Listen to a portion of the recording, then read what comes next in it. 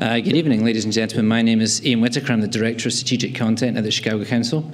On behalf of the Council, thank you for joining us all this evening. Before we begin, please just silence your phones. We welcome social media, but please silence your phones before we begin. Know that we are on the record and we're also live streaming this evening's programme. Please also note that views expressed by individuals we host are their own and do not represent institutional positions or views of the Council. Thank you to our members in attendance today. Your support is critical to our work. If you're not a member, please consider joining. We have a wide range of levels for you to choose from. If you have any membership questions, we have a table at the back there with one of our young professional ambassadors. If you're a member, you can also join an exclusive conference call on Wednesday morning. It's an update on the Brexit deal. We have Ivo on the call and a few other experts, including Martin Wolf from the Financial Times. If you're going to our cocktail and conversation social after the programme, it's taking place at Free Reign. That's the St. Jane Hotel, formerly the Hard Rock Hotel on Michigan Avenue. Tonight's discussion will be followed by audience Q&A. I'll take your questions from in the room and also from our online browser-launched app. That's the chi.cnf.io. Put that into your browser. It should be on the screens, the rotating screens. Now, very briefly, it's my pleasure to introduce this evening's speaker. Stephen Walt is the Robert and Renee Belford Professor of International Affairs at Harvard's Kennedy School of Government. He previously taught at Princeton University, the University of Chicago, and has been a resident associate at the Carnegie Endowment for Peace and a guest scholar at Brookings. He's the author of numerous articles and books, including The Hell of Good Intentions, America's Foreign Policy Elite, and The Decline of US Primacy. That's his new book, and it's available for sale and signing from the bookseller after the programme. So, ladies and gentlemen, please join me in welcoming Stephen Walt to the Council.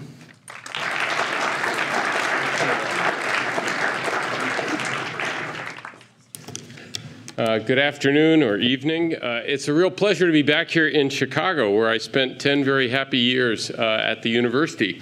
And it's especially a pleasure to be here to talk about my new book. And I want to thank Ian for the introduction and thank all of you for coming. So I'm going to focus on two main questions tonight. First is, how did we get here? There was tremendous optimism when the Cold War ended, but that doesn't seem to be the world we're inhabiting today. So the question really is, what went wrong?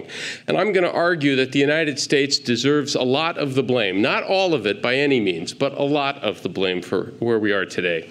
And then the second question, of course, is how can we do better?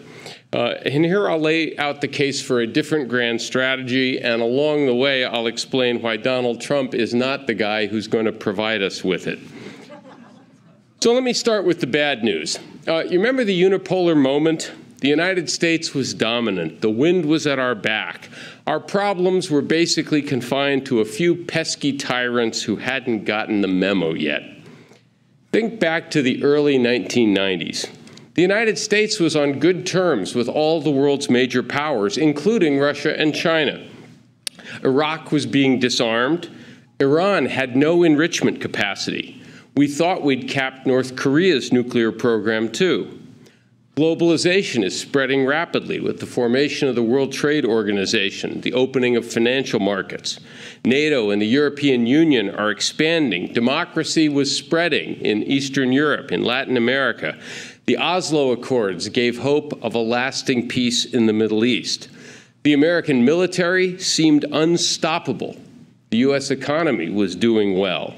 Pundits were telling us that we had reached the end of history, and that American-style democratic capitalism was really the only model that could work in a globalized world. Now look at the world we're in today. China's power and ambitions have grown steadily. It's now clearly regarded as a major U.S. rival. Russia has seized Crimea, interfered in several other states, and relations with Moscow are worse than at any time since the end of the Cold War. Moreover, Moscow and Beijing are increasingly aligned, cooperating against us in a variety of ways. Democracy is in retreat. According to Freedom House, 2017 marked the 12th consecutive year of an overall decline in global freedom. And The Economist magazine's annual democracy index in 2017 downgraded the United States of America from a full to a flawed democracy. Since 1993, North Korea, India, and Pakistan have all tested nuclear weapons, and Iran has acquired the capacity to get them if it ever wants to. Repeated American attempts to broker an Israeli-Palestinian peace were all humiliating failures, and the two-state solution is now farther away than ever. Of course, the United States was also attacked on September 11th, 2001. We responded by invading Afghanistan and then Iraq. Both of these wars were costly disasters that weakened our overall position. The American military no longer seems quite so unbeatable. Indeed, much of the Middle East is now in flames, and American interference helped create failed states in Libya and Yemen, and yes, even Syria. So back in 2016, when Donald Trump called U.S. foreign policy a complete and total disaster, and he accused the foreign policy establishment of being out of touch and unaccountable, a lot of Americans nodded their heads in agreement. The taproot of most of those failures, I argue in this book, was our commitment to a grand strategy of liberal hegemony. It is liberal not in the sense of being left-wing, but rather because it seeks to promote and advance classic liberal values: democracy, markets, rule of law, human rights. It's one of hegemony because it sees America as the indispensable nation that is uniquely qualified to lead that process and to bring other states into a web of alliances and institutions that we designed and that we will lead. When you think about it, it's a highly revisionist grand strategy. Instead of defending American territory or upholding the balance of power in a couple of key strategic regions, liberal hegemony seeks to change the status quo around the world and remake it in America's image. The problem is that this strategy is fundamentally flawed. Liberal values are terrific, and I'm glad I live in a country where they are still deeply rooted. But they're not a particularly good export commodity, and trying to spread them far and wide was a mistake. For starters, this inflates our defense requirements. By 2016, in fact, the United States was committed to defending more states than at any time in its history. And of course, extending security guarantees all around the world encourages those same allies either to free ride on American protection or to behave recklessly, confident that Uncle Sam will bail them out if they get into any trouble. Trying to spread liberal values also threatens any countries that don't have them currently, dictatorships in particular, and some of those countries found lots of ways to thwart our efforts. Furthermore, it assumes we know how to create a democracy in the wake of regime change. But of course, toppling foreign governments led to failed states and costly military occupations instead. When you think about it, looking back, the belief that we could do this kind of precise social engineering in places like Iraq, Libya, Afghanistan, Somalia, or Yemen was positively delusional. Globalization did produce real gains for many, especially in Asia, but not for the lower and middle classes in the West. And it also created a global financial system that was far more delicate, as we learned to our sorrow in 2008. Finally, liberal hegemony created a global order that depended on the United States doing the right thing in lots of different places pretty much simultaneously. We thought being indispensable would enhance stability around the world. Instead, that order proved to be rather fragile. In short, liberal hegemony was doomed to fail. So then the question would be, well, why did we embark on this foolish crusade, and why did we persist in the face of many disappointments?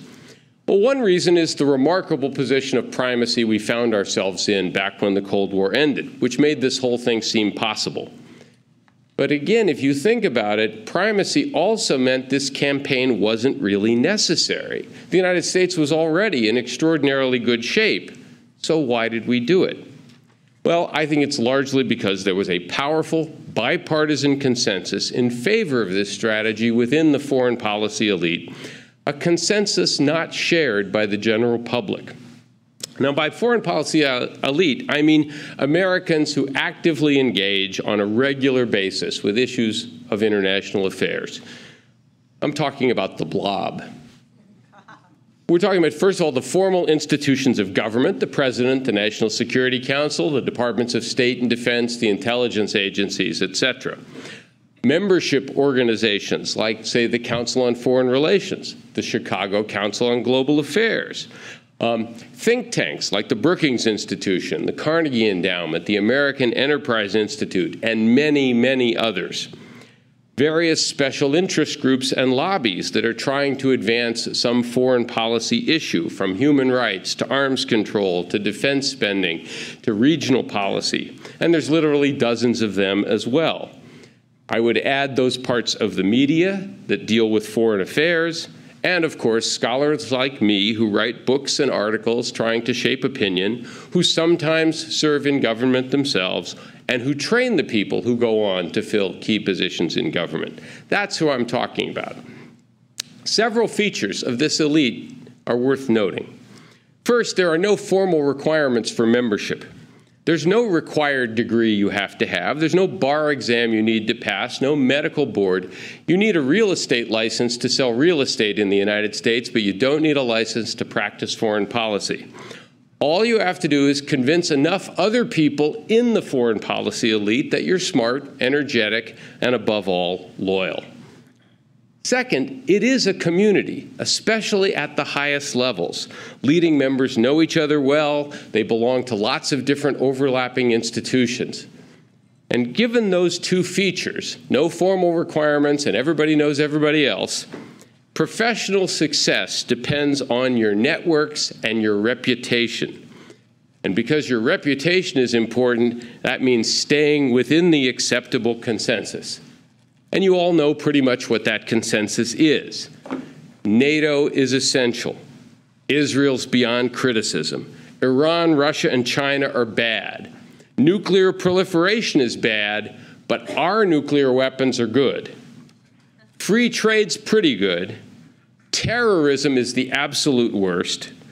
Democracy and human rights are very important, except when close allies fall short. And most important of all, the United States must exercise leadership on every issue and in every part of the globe. Oh, and by the way, it also has the right to overthrow any government we happen to dislike if we think we can get away with it.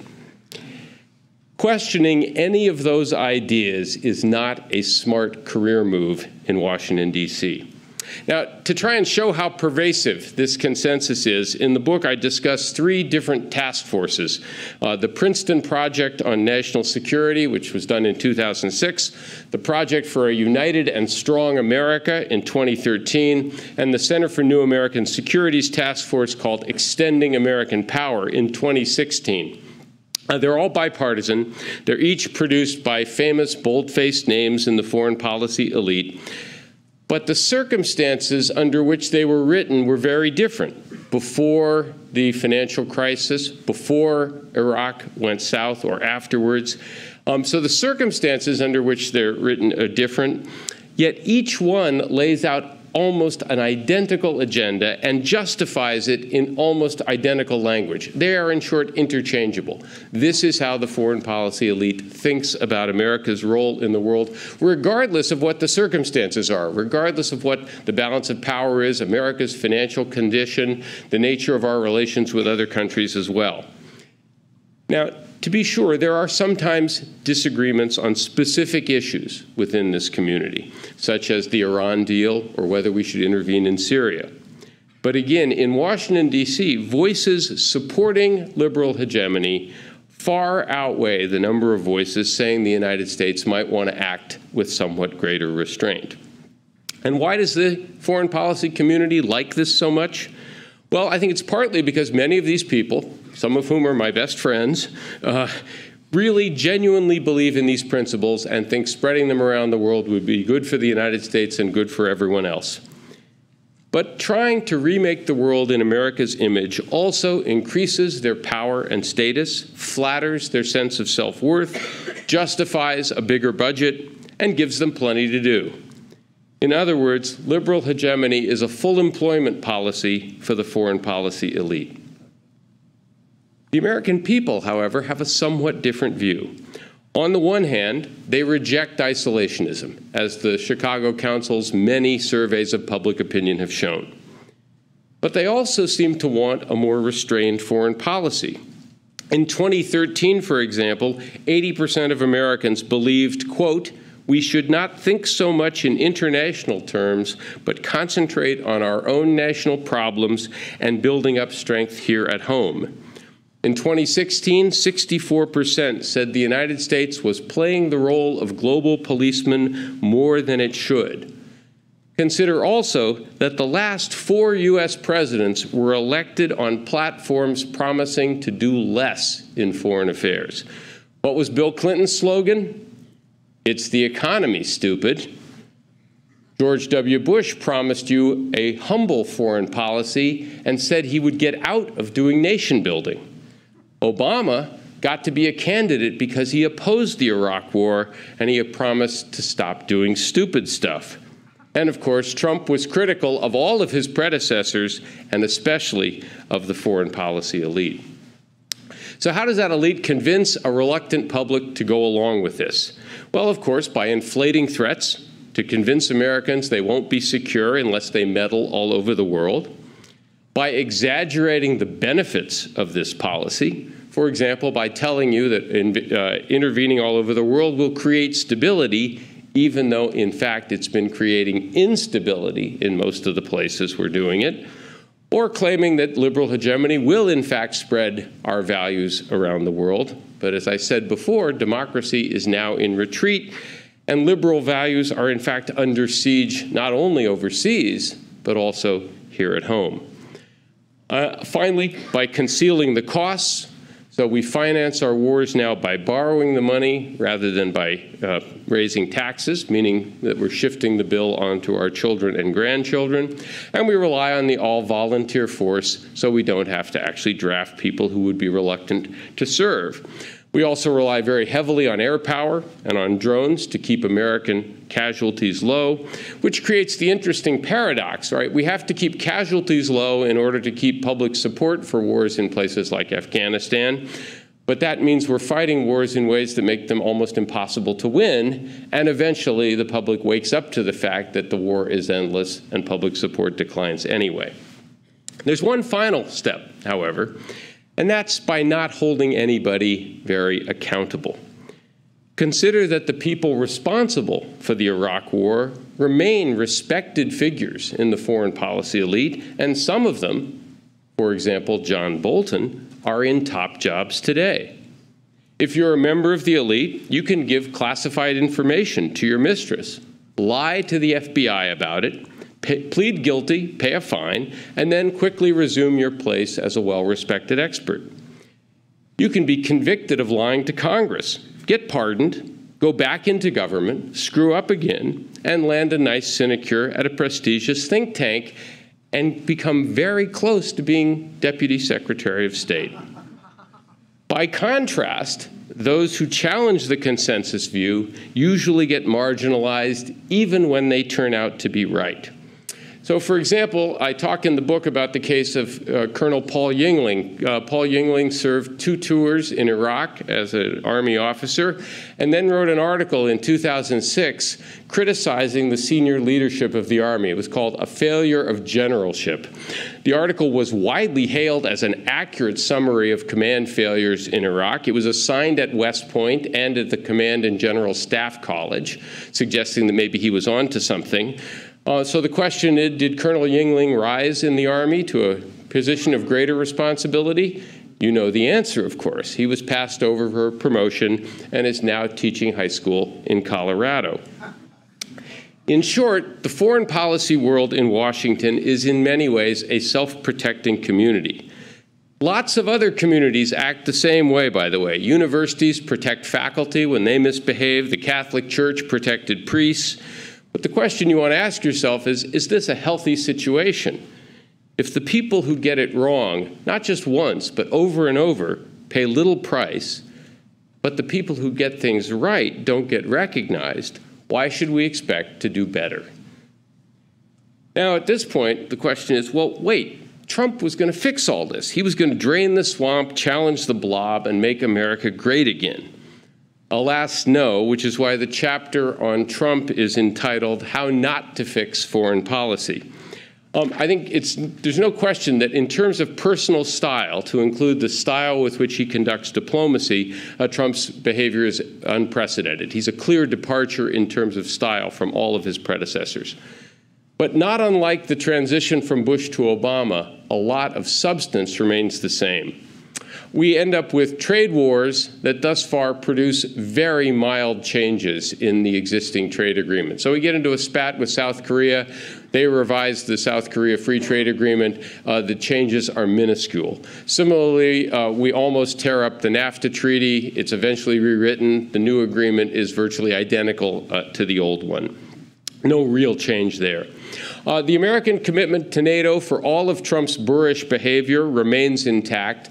And by the way, it's worth noting that his complaints about burden sharing go all the way back to Eisenhower. Every American president has complained about this. So there's nothing new there, even if he's done it in a particularly pungent way. We have the same commitments in the Middle East.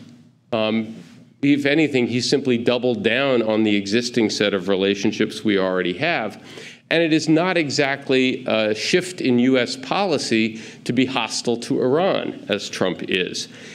Yes, Trump left the nuclear deal, but that was not a reversal of American policy when you consider that the Iran deal was very controversial from the beginning. The Obama administration had to work 24/7 to get it through. There were many conditions attached to it as well. So in a sense, Trump has just gone with the other side of what was a very contested issue all along. Just like President Obama, Donald Trump sent more troops to Afghanistan, and he used exactly the same rationale to justify it, the need to prevent Afghanistan from being a safe haven. Just like his predecessors, Trump attacks America's adversaries for human rights violations, but not America's friends, not America's allies. Nothing new there either. Russia is still facing sanctions over Ukraine and its cyber attacks and other things. China is still seen as our principal rival. Nothing new there. And we're still spending more on defense than the next 8 or 10 countries put together. The point is here that the obvious changes in Trump's presidential style are greater than the changes in foreign policy substance. That's not particularly good news, however. We essentially still have the same overly ambitious foreign policy, but with an incompetent skipper at the helm of the ship of state. And one clear sign of this, at the very end of the Obama administration, a survey of 37 countries around the world found an average of 64% of those people surveyed had confidence in American leadership. A year after Trump became president, that number was 22%. Heck of an achievement. So let me wrap up, as I do in the book, by outlining what I think would be a better way. Instead of liberal hegemony, we should adopt a grand strategy that some of us have called offshore balancing. And let me explain what that means. The logic is pretty simple. It recognizes that the United States is, in fact, an extraordinarily secure country, even today. A large and growing population, a diverse, sophisticated, wealthy economy, a remarkably safe geopolitical position with no powerful enemies nearby, still protected by the two enormous oceans, which don't protect us from everything, but are still important in other ways. The main threat, given how secure the United States really is, would be a rival, a peer competitor, a country with similar power to us that dominated its region the same way we tend to dominate the Western Hemisphere, and therefore could project power around the world the same way we do. After all, the only reason we can run around to places like Afghanistan and Somalia and Yemen is we're not worried about defending Minnesota from those dangerous Canadians. The United States should therefore, out of self-interest, try to prevent any state from dominating Europe, Asia, or the Persian Gulf. Those are the key power centers in the world. That's why we fought World War I. That's why we fought World War II. That's why we waged the Cold War. We should try to get regional powers to do as much of the heavy lifting as possible, to husband our strength, and to save American lives. But what does that mean today? China is the only potential regional hegemon today, the only country that might be as powerful as us and might be able to dominate its own region someday. So we should focus most of our attention on balancing China in Asia, together with our allies there. That means we can reduce and eventually end our military role in Europe. Let the Europeans handle their own defense. We want the Afghans to stand up and be self-reliant. We want our allies in the Middle East to stand up and be self-reliant. Somehow we don't want the Europeans to stand up and be self-reliant. This makes no sense. We should reduce our military presence in the Middle East, and we should have normal relations with all the countries there, including Iran, instead of special relations with some and no relations with others. Needless to say, we should get out of the regime change and nation-building business and stay out. We're not very good at it, and we're not getting better the more we practice. We should place much more emphasis on diplomacy and think of military power, sanctions, and coercion as our last resort rather than as our first impulse. And finally, we should continue to promote those liberal political values on which our country is founded, but primarily by setting a good example here at home. In other words, if we made the United States actually resemble the country we want it to be, others are going to see that, others are going to want something like it for themselves. This is not, I hasten to add, an isolationist policy. The United States would still be engaged economically around the world, diplomatically everywhere, and in some parts of the world, we would be militarily engaged and active. My guess is that today's foreign policy elite is going to resist this, so it won't be adopted unless over time we develop an establishment, a foreign policy elite with a somewhat different view of America's global role, one that is closer to what the American people say they want. And the final chapter of the book offers some practical advice for how that might get sold. To sum up, Adam Smith once wrote that there is a lot of ruin in a nation, which is why the wealthy and powerful United States has survived its rather haphazard, cavalier, and unrealistic approach to foreign policy.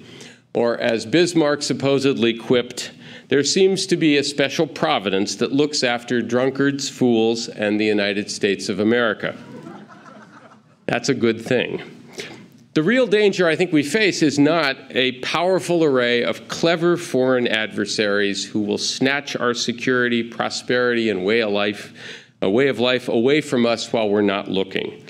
On the contrary, the problems we face abroad, in recent years at least, are mostly of our own making. As Walt Kelly said many years ago, we have met the enemy, and he is us. So as a nation, we stand at a crossroads. Down one road lies more of the same with the same unhappy results. Down another road lies a more realistic strategy that served the country well in the past. It is not the foreign policy Donald Trump is likely to deliver. It is the foreign policy most Americans want. And the question is, how long will it take before they get it? Thank you very much. I look forward to questions, comments, and I also hope you'll buy the book. Thank you. Thank you very much. As I mentioned, we are taking questions online at chi.cnf.io. Put that into your browser. You can ask a question. I've already got some here, but we'll take questions in the room as well. We have microphones going around. Just raise your hand if you have a question. Right there, just to the side. Thanks. Thank you for your great speech and presentation. I would just like to ask a question about Russia. What stance should the United States take, using your offshore balancing theory, on Russians' ambitions in Eastern Europe?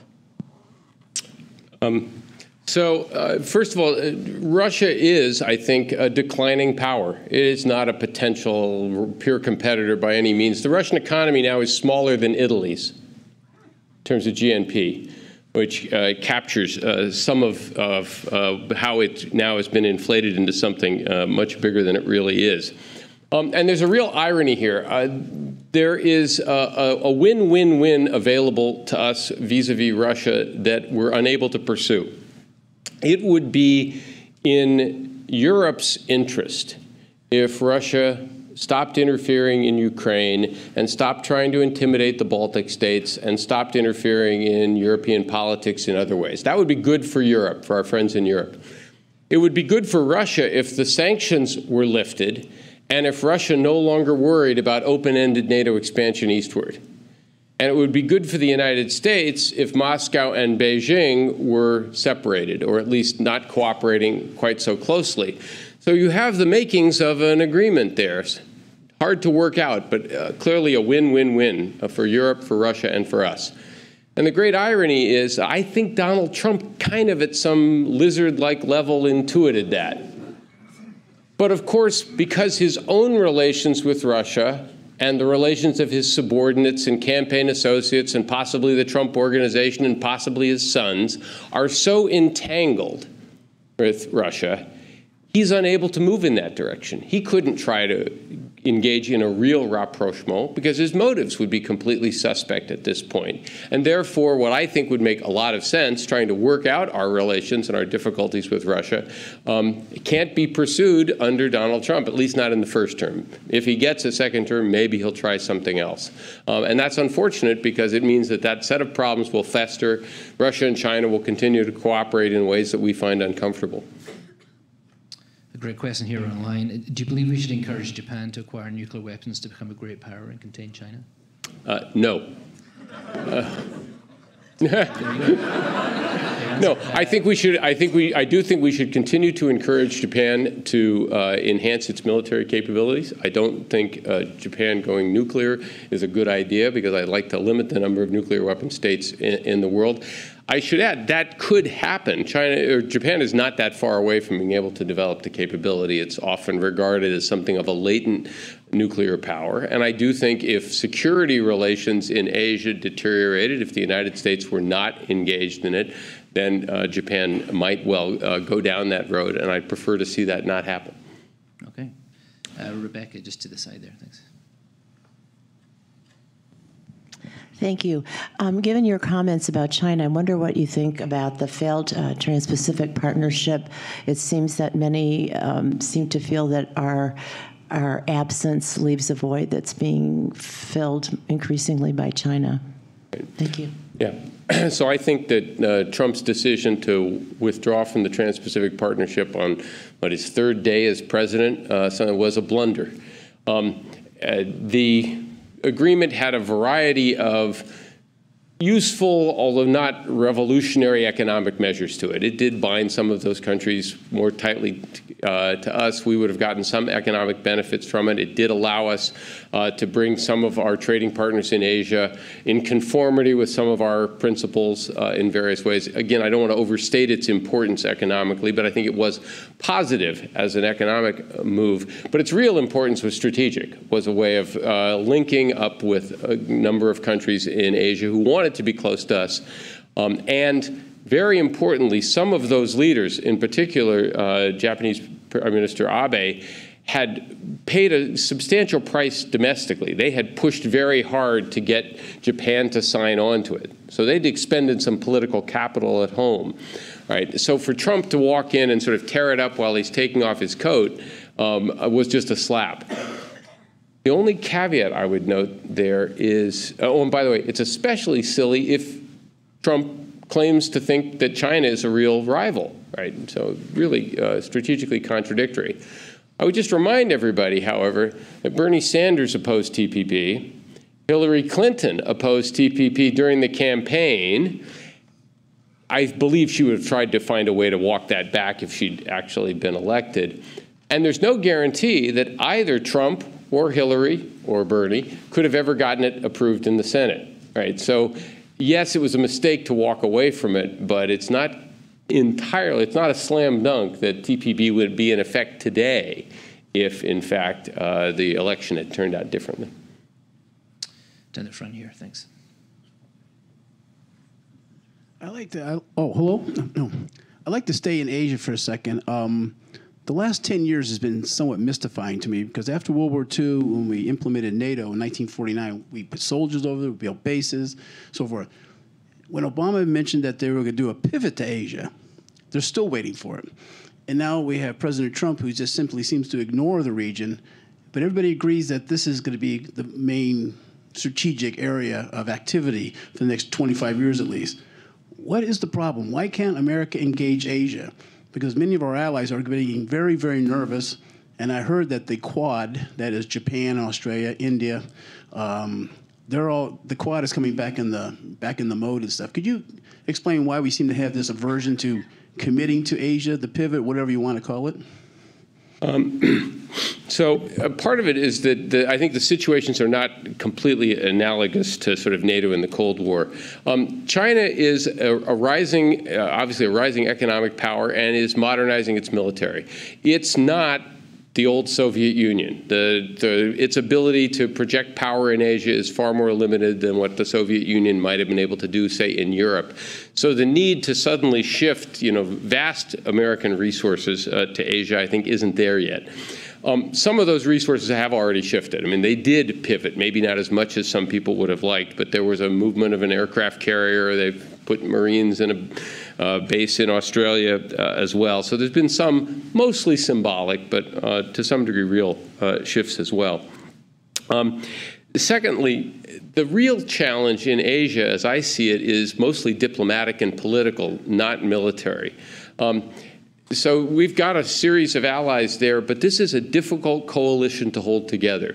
Unlike NATO and Europe, where it's geographically pretty compact, the distances in Asia are enormous, right? If you think of a coalition that might run from India on one side all the way around to Japan on the other side, that's a distance of tens of thousands of miles, right? And add in Australia and others as well. And holding that coalition together is hard because if something happens, say, with Taiwan, is India really going to want to get involved on Taiwan? Is Australia going to commit itself to the defense of Taiwan, if that's where the crisis is? Or if there's a crisis in the East China Sea with Japan, is Vietnam going to get involved in that? What about Singapore? Maybe, maybe not. Moreover, unlike NATO, where the European powers really didn't have much to do economically with the Soviet bloc, all of our strategic partners in Asia have close economic ties with China and would like to maintain those economic ties. So their interests are somewhat divided. And lastly, some of those countries don't get along all that well themselves. South Korea and Japan, most importantly. Which means there's a real diplomatic challenge for the United States to sort of hold that coalition together, particularly if the Chinese are smart and look for ways to play sort of divide and rule over time. So it seems to me that the real challenge for us going forward is primarily to have lots of smart people who know these countries, who are engaged there all the time, secretaries of state, assistant secretaries, local diplomats, a president who understands the region and understands it's important and is willing to invest time and effort in building those relationships. That's going to have to be the secret of success going forward. What I agree with is that we have not made that kind of a commitment yet, and certainly not in this administration. Oh, one final thing. I meant to say this. There is, I think, this emerging consensus now in Washington, including within the Trump administration, and you see that in the sort of trade competition with China. I don't think they've done it very smartly, right? If you're going to have a big fight on trade with China, you would have wanted to get Europe, Canada, other countries, Japan, all on board. And instead, they've gone off and picked fights with all those countries, too, which means we're on our own thus far dealing with China. But I do think there's a growing consensus among the sort of economics people that China needs to be reined in and forced to live up to the agreements it signed when it joined the World Trade Organization. And that's being wedded now to a growing consensus in the Pentagon that China is a rival whose acquisition of U.S. technology has to be resisted as well. So you're suddenly seeing a much more of a consensus inside Washington for sort of being more competitive vis-a-vis China on the economic front for both economic but also national security reasons. Just behind you, sorry, in the middle row. Can we go back to Europe? So many of your colleagues and friends, I'm sure, would be concerned about the future of Europe, given a couple of things: the rise of nationalism over there and the prospect of a future war, which many believe NATO sort of stomped out the warring tendencies on that continent.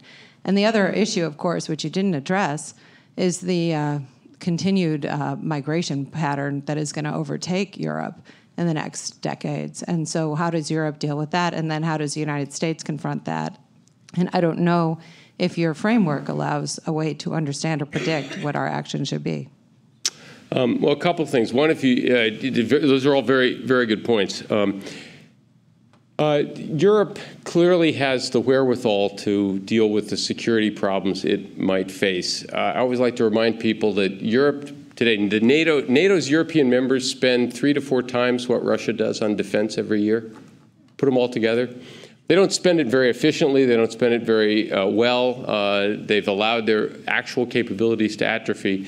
But the idea that they can't deal with a potential threat from, again, the economy smaller than Italy, I think is remote, or is pretty fanciful. I agree. I think Europe's security problems over the longer term are not, a tank army coming in from the east, but rather the tens of millions of people in the Middle East and in Africa who may be hoping to get to Europe. They don't have the Atlantic Ocean in between them. They've got the Mediterranean, and that's something you can cross. And that's going to require, I believe, Europe to develop a set of common policies there, which are, border patrol and other measures as well, not because Europe doesn't need immigration. Europe actually does. Europe has an aging and declining population, and some degree of migration would be good for them. But I think one of the things that even good liberals have learned over the last few years is that if that process happens too rapidly, and its polities begin to sense that it might be out of control, the backlash against it is really dangerous. So if you're worried about the emergence of xenophobic right-wing nationalism in Europe, getting an ability to manage immigration into Europe is, I think, pretty important. One final thing is, and this is speculative, but when I see the behavior of someone like Viktor Orban in Hungary, who's clearly moving that country in illiberal directions, I wonder to what extent it's enabled in part by the confidence that he has that the United States is going to be there to bail him out if he gets in trouble.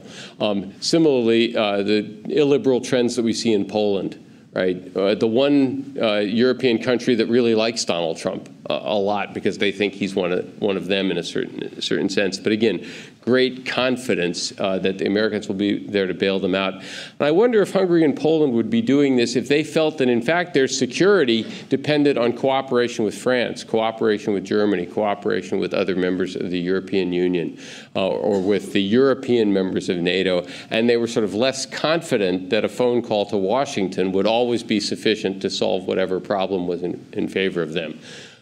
Can I add one final point? I'll say one final thing. I am still trying to figure out what President Trump's strategy towards Europe really is. It appears to be divide and conquer. That he doesn't like the European Union. He supported the Brexit decision. He likes people like Marine Le Pen in France, et cetera. And I think the theory is that if you can get the European Union to break up, then the United States can deal with all the European members one-on-one. And we're a whole lot bigger than each of them individually, so that gives us the capacity to shove them around. Whereas the European Union altogether is more cohesive, more of a rival. I think this is extremely short-sighted.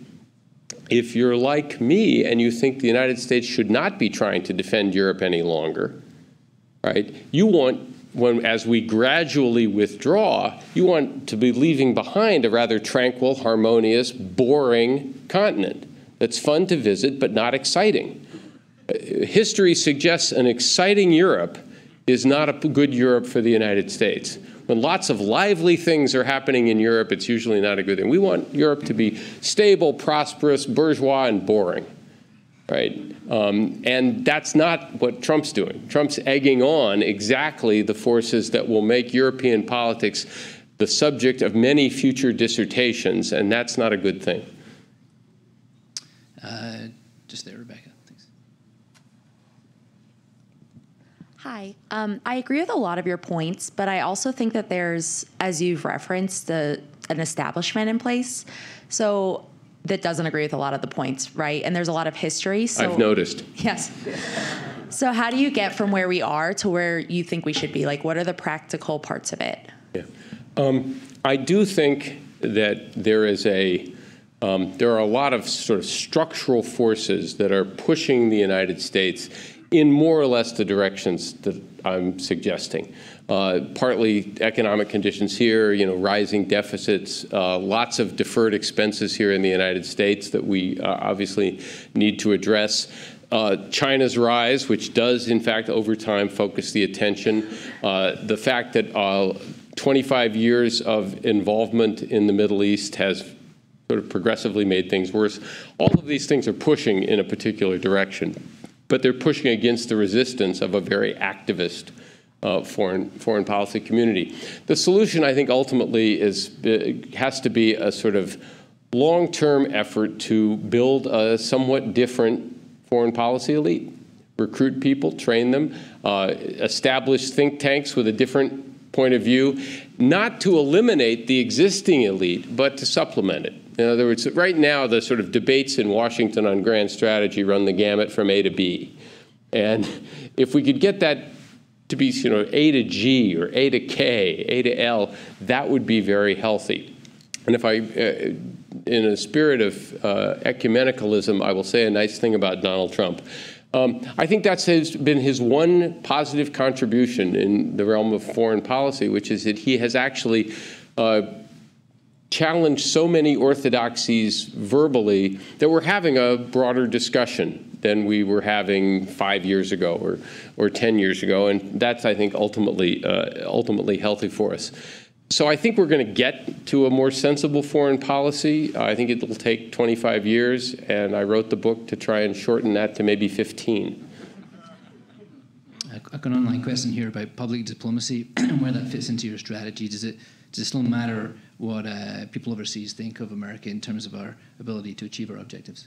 I think it does. And as I indicated at one point, I think one of the areas where Trump has failed us is that he has behaved so boorishly towards other countries, and most remarkably, toward our closest friends. I mean, this is the amazing thing. He's nicer to Kim Jong-un than he is to Justin Trudeau. Right, which is, when you think about it, almost incomprehensible.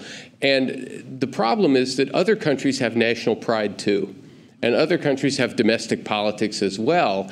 And what he's doing is he's making it harder, not easier, for foreign leaders to do what the United States might want. Because when you think about it, if you're Emmanuel Macron in France or you're Angela Merkel in Germany, if you do Donald Trump a favor right now, you're going to get in trouble at home. Your own population is going to ask, why are you doing this? So I think, public diplomacy in general, and showing a certain regard for the opinions of others, so that even when you disagree with them, right, you disagree in a sort of polite, straightforward, forceful, dignified way that doesn't belittle others as well, is the only way to succeed over time. In that sense, Trump's instincts here are, I think, exactly wrong. Down the front, thank you.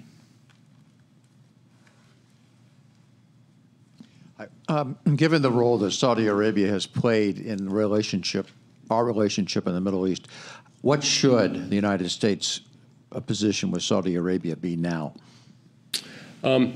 Well, let me be sort of really provocative. I indicated this at one point. I don't think we have any allies in the Middle East that deserve unconditional American support. We have several that deserve support, but that should be conditional on their behavior the same way our interactions with all other countries tend to be. And, for the last 20 or more years, we've basically had kind of special relationships with Egypt and Israel and Saudi Arabia and maybe some of the Gulf states where it kind of doesn't matter what they do, they still get American backing. And we're now seeing some of the consequences of that with Saudi Arabia, which under the new Crown Prince has behaved recklessly in a whole series of ways in dealing with Lebanon, obviously this disaster that's unfolding in Yemen, and also in a little diplomatic dispute with Qatar. As well, this isn't good for the United States. It doesn't make it easier to contain or to deal with Iran as well. So the United States should be, I think, putting much more pressure on Saudi Arabia to clean up its act. And the latest incident, the murder of this journalist in Istanbul, is just another example, along with everything else. Furthermore, we, the United States, would be in much better shape if we had a more balanced set of relations in that part of the world. Because our ultimate strategic interest is just so that everybody there be safe and secure and no country dominate the region. So when the U.S. Secretary of State arrives in Riyadh, I want the Saudis to know that after Riyadh, his next stop is Tehran. And when he's in Tehran, I want the Iranians to know that his next stop is Tel Aviv. And when he's in Tel Aviv, I want them to know his next stop is Ankara or Cairo. Because if that's the itinerary, each one of them has an incentive to do some things to make the American Secretary of State happy, to try and get American support, understanding that we've got lots of different options there. That's where we get leverage. That's where we get influence. Right now, our current allies simply take our support for granted. And we have no leverage, and we have no leverage with Iran because we have hardly any relationship with Iran. So from an American point of view, we ought to have business-like relationships with everybody there, and we support the ones who we agree with, and we distance ourselves or at times put pressure on the ones who are doing things that we find objectionable.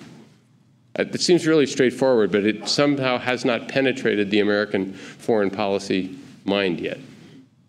At the front here, Sarah. The gentleman there, thanks. What are your views regarding the Trump administration's dealings with Kim Jong-un? Has this been a successful policy shift, and what kind of results can we expect in the next 5 or 10 years? It has not been a successful policy shift. I give Trump credit for understanding that this was a serious problem. In fact, I believe it's believed that one of the things that Obama said to him when they had their one-on-one meeting, transferring the keys to the car, as it were, Obama said, look, that's the single greatest problem you face is North Korea's emerging long-range missile capability and its growing nuclear capability.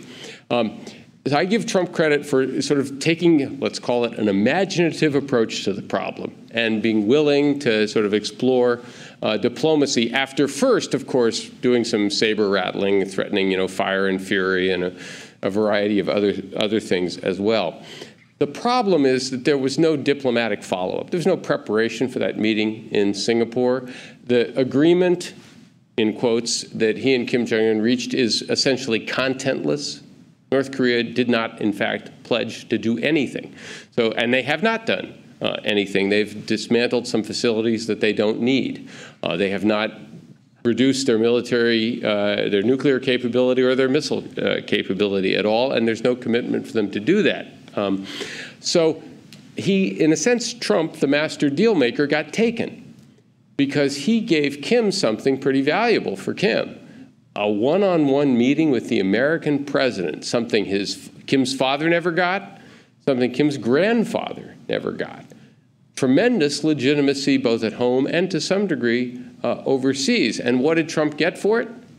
A piece of paper that's essentially contentless. And what worries me about it is it was essentially reality show diplomacy.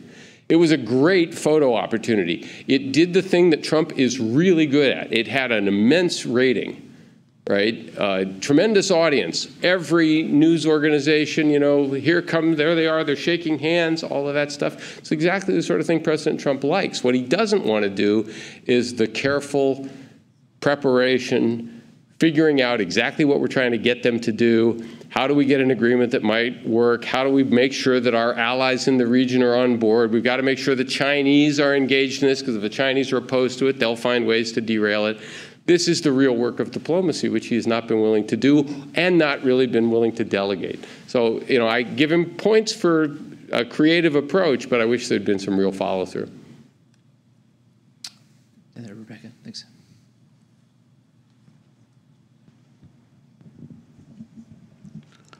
Thank you. Don't you think that since India is the natural counterweight to China, the U.S. should develop better relationships with India? I'll just expand on my question. It's because India is also allies with Afghanistan. And it also happens to be the world's largest democracy. And the world's oldest democracy and the world's largest democracy. Don't you think that we should be more of natural allies than what we actually are right now? Well, certainly yes, but I just observed that beginning at near the end of the Clinton administration and continuing through the Obama, or through Bush and into Obama, the American relationship with India has gotten steadily deeper. There have been reservations on both sides. So there was some opposition here in the United States because we basically relaxed or watered down some non-proliferation principles in order to pursue a nuclear sharing agreement with India. And there have been some reservations on the Indian side who haven't liked different aspects of American policy. And there's some issues about which we disagree still. But the trend has been for 20 plus years now to have a closer partnership between India and the United States. And I think that's been driven primarily by mutual concerns about China, and I expect that to continue. So, I guess I'm in agreement. The place, and this is true really throughout Asia, the place where there's going to be real tensions is that both sides are going to want the other one to do most of the work. Right. We would like India to, oh yes, you should take, in South Asia and the Indian Ocean, you should take charge there and we'll hang back. And of course, India would like us to do a lot of the heavy lifting as well. So there'll be the usual kind of wrangling on that issue, but I think the trend line is still going to be a positive one.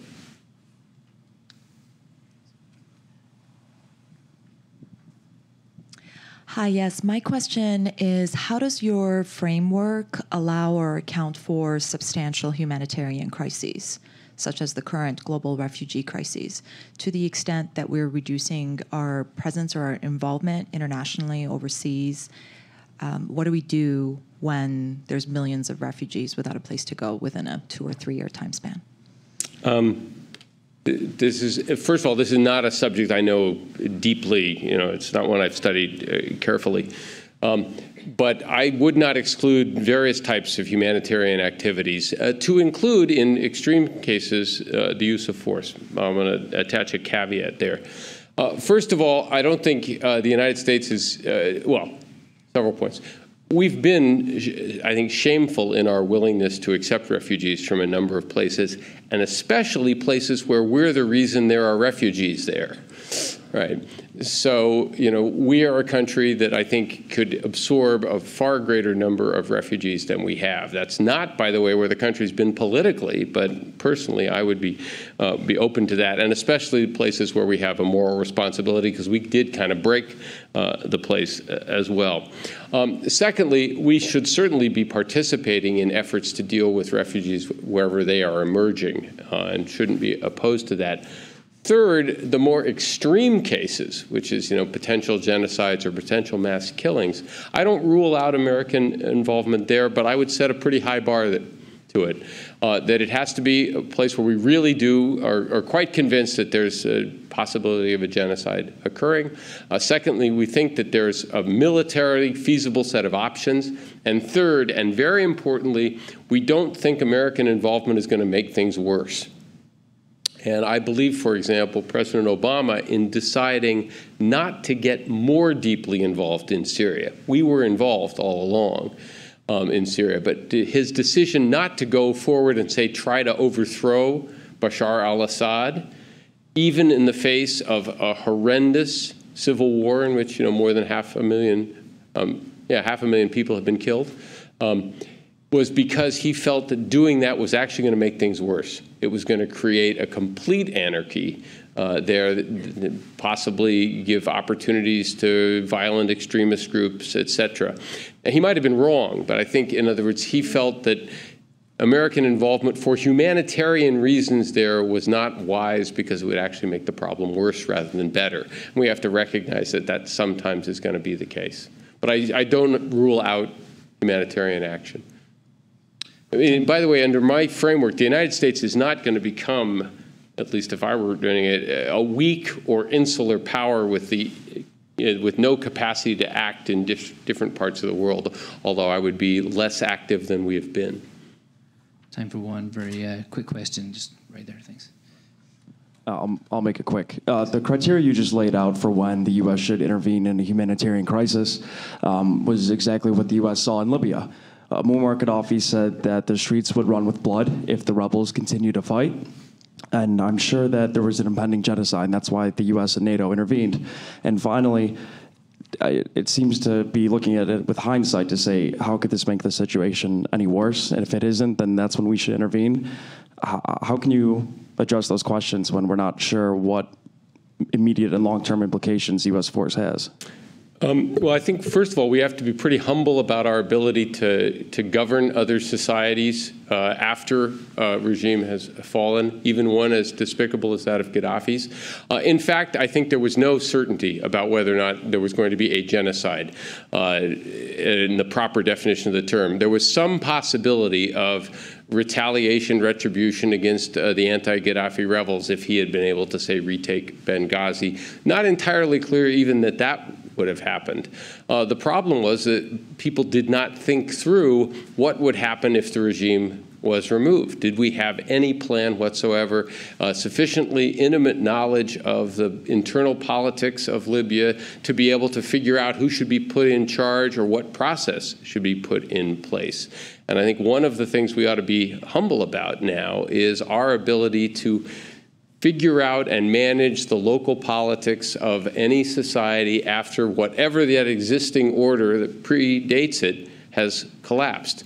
This is a cheap shot, but I'll end on this. It seems to me that when we become a little bit better at running, say, the state of Illinois, we might start thinking about dictating the politics of countries that are very, very different, where they speak different languages, that they're divided in very different ways. Just before the bicentennial as well. Yeah. Right. Well, that's all we have time for, unfortunately, but the Hell of Good Intentions is for sale now, and please join me in thanking. Thank you very much. Pleasure.